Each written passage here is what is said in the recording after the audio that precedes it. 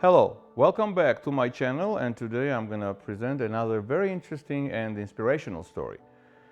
But before we get started, please subscribe if you haven't done it yet.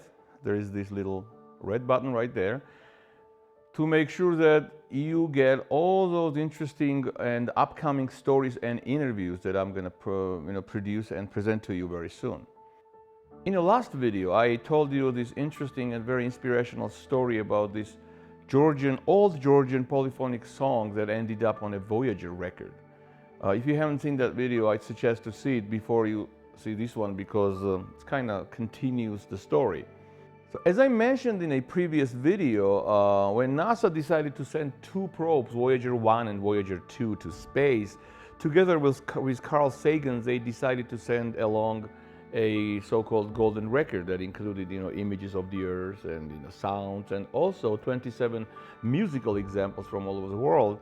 One of them being Georgian polyphonic song Chakrulo, and I'll tell you very shortly how that happened. They decided to send Chakrulo, and then the Soviet embassy in Washington sent a letter to NASA saying Georgia's not an independent country, and they tried to block Georgian song, and they even nominated a Russian song called Moscow Nights, which is okay song, but not even close to this incredible song that we were providing.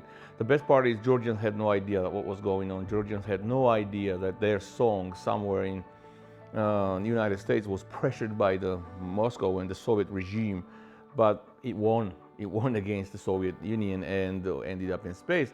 But today what I want to tell you is how did that fact inspired me to do some big things. When I found out this story, first of all, I was incredibly proud to be able to tell this story first time to Georgian people.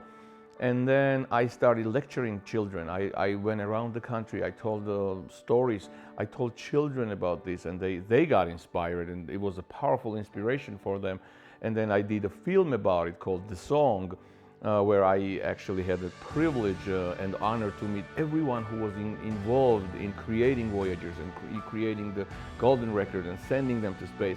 It was an incredible journey, and that was one idea that always stuck in my head.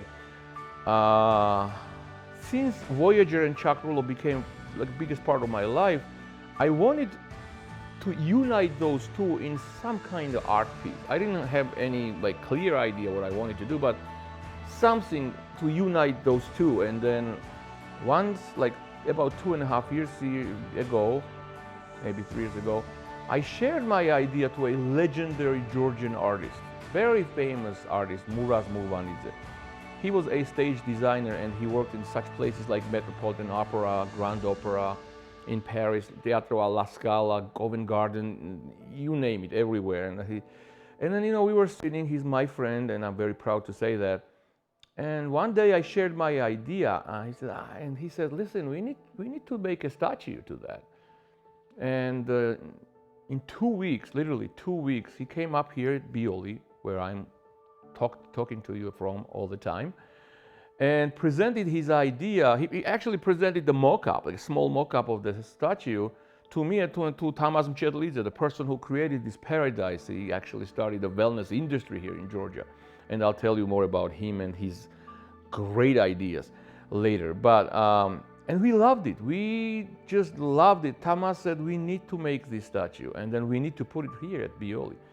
And then we started working, and then, as everyone knows, COVID hit. We had to stop. And last November, Tamas called me. He says, listen, we need to restart what we started. We need to finish it. And yes, we did. The working on the sculpture was an incredible journey, just to watch this legend, this genius artist kind of sketching it in his hand and then on the paper.